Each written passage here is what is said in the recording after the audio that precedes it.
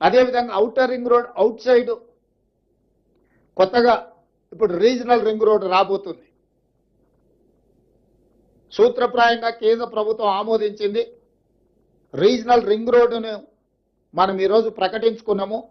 Outer ring road 162 కిలోమీటర్లు ఉంటే నగరం చుట్టూతా ఒక అభివృద్ధి వలయంగా, రీజనల్ రింగ్ రోడ్డు దాదాపుగా ఒక 360 కిలోమీటర్లతోని రెండవ మణిహారాన్ని తెలంగాణకు మనం ఈరోజు తయారు చేసుకుంటున్నాం. దీన్ని పెరి అర్బన్ రీజన్ ఎకానమీ కింద ఈరోజు మన పాలసీలో మనం తెచ్చుకోబోతున్నాం. పెరి అర్బన్ రీజన్ ఎకానమీ అంటే ప్యూర్. ఈ ప్రాంతంలో మ్యానుఫ్యాక్చరింగ్ జోన్, ఈ ప్రాంతంలో భారత్ ఫ్యూచర్ సిటీ ఉండొచ్చు, చందన్వెల్లి సీతారాంపూర్ ఫార్మా కంపెనీల ఐటీ సెజ్లు ఉండొచ్చు, రేడియల్ రోడ్స్ ఉండొచ్చు, మెట్రో విస్తరణ ఉండొచ్చు, ఇతర రాష్ట్రాల నుంచి ఇతర దేశాల నుంచి రావడానికి అవసరమైన ప్రణాళికల్ని ఈరోజు ఈ పెరి అర్బన్ రీజియన్ ఎకానమీలో భాగస్వామ్యం చేస్తున్నాము.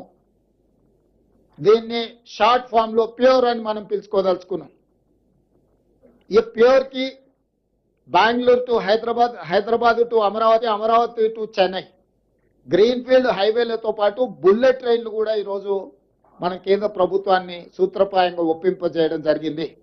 దీంతో దూరము తగ్గుతుంది. డెడికేటెడ్ గ్రీన్ఫీల్డ్ హైవే, ఎక్స్ప్రెస్ హైవేలు వేయడం ద్వారా, బుల్లెట్ ట్రైన్ ద్వారా రవాణా సులభతరం చేస్తున్నాం. భారతదేశంలో సముద్రపు ఒడ్డు లేని రాష్ట్రం తెలంగాణ రాష్ట్రం. ఒకప్పుడు నిజాం ప్రభుత్వంలో మచిలీపట్నం పోర్టు కూడా మన దగ్గర ఉండేది, నిజాం రాజ్యం ఉన్నప్పుడు.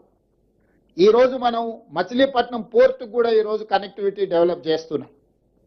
తద్వారా ఈ మ్యానుఫ్యాక్చరింగ్ జోన్లో సొంత దేశాలే కాకుండా విదేశాల నుంచి కూడా పెట్టుబడులను ఆకర్షించడం ద్వారా ఈరోజు అభివృద్ధి ప్రణాళికలు సిద్ధం చేస్తున్నాము. ఇవాళ తెలంగాణ రాష్ట్రంలో ఒకే ఒక ఎయిర్పోర్ట్ ఉంది. ఇంకా ఎయిర్పోర్ట్లు రావాల్సిన అవసరం ఉంది, పారిశ్రామికవేత్తలు అడుగుతున్నారు. అందుకే వరంగల్లో ఒక అంతర్జాతీయ స్థాయి ఎయిర్పోర్టు నిర్మిస్తున్నాం, ఆదిలాబాద్లో ఎయిర్పోర్ట్ నిర్మించాలనుకుంటున్నాం, భద్రాద్రి కొత్తగూడెంలో ఎయిర్పోర్ట్ నిర్మించాలనుకుంటున్నాం, రామగుండంలో ఇంకొక ఎయిర్పోర్ట్.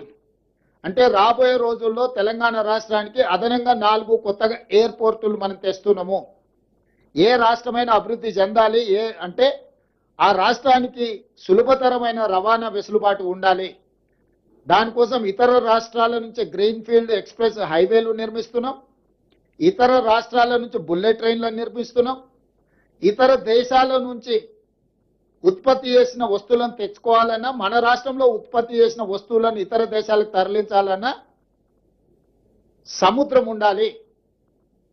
కార్ల పరిశ్రమ రావాలంటే, తయారు చేసిన కార్లు ఇతర దేశాలకు తరలించాలంటే సముద్రం ద్వారానే తరలించగలరు.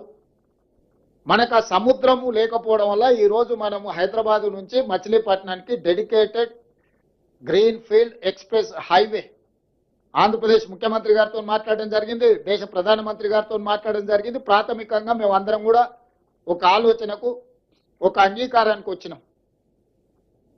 Highway connectivity, port connectivity, airports connectivity ద్వారా ఈ పెరి అర్బన్ లో వచ్చే మ్యానుఫ్యాక్చరింగ్ జోన్ లో పరిశ్రమలను ఆకర్షించడమే కాకుండా పెట్టుబడులను తీసుకొచ్చి ఈ పెట్టుబడుల ద్వారా, పరిశ్రమల ద్వారా నిరుద్యోగ యువకులకు ఉద్యోగ ఉపాధి అవకాశాలు కల్పించి తెలంగాణ రాష్ట్ర ఆర్థిక వ్యవస్థను ఒక బలమైన వ్యవస్థగా తీర్చిదిద్దడానికి ఈరోజు పెరి అర్బన్ రీజన్ ఎకానమీని మనం ప్రణాళికబద్ధంగా చేసుకున్నాం. ఇక మూడవది regional ring road out side Telangana border, rural agricultural region economy. అంటే ఏ రాష్ట్రంలో, ఏ దేశంలో కూడా వ్యవసాయ ఆధారిత ప్రణాళికలు చాలా తక్కువగా ఉన్నాయి. గతంలో ఏ విజన్, ఏ పాలసీ డాక్యుమెంట్ చేసినా అర్బన్ బేస్డ్ పాలసీ తీసుకొచ్చేది. ఇప్పుడు మేము వ్యవసాయాన్ని, గ్రామీణ ప్రాంతాలను, వ్యవసాయ ఆధారిత ఉత్పత్తులను నిర్లక్ష్యం చేయదలుచుకోలేదు. ఈ స్టేట్ ఎకానమీలో వాళ్ళ స్టేక్ హోల్డర్స్గా మార్చదలుచుకున్నాం రైతులను, వ్యవసాయ ఆధారిత పరిశ్రమలను. వ్యవసాయాన్ని పెంపొందించడం ద్వారా ఆర్గానిక్ ఫుడ్ కావచ్చు, అగ్రికల్చర్ పార్క్స్ కావచ్చు, అదేవిధంగా ఫ్రూట్స్ అండ్ వెజిటబుల్స్ కావచ్చు, వీటికి సంబంధించిన పరిశ్రమలతో పాటు seed bowl of India Telangana మన భూములు విత్తనాలను ఉత్పత్తి చేయడానికి అనుకూలమైన ప్రాంతం.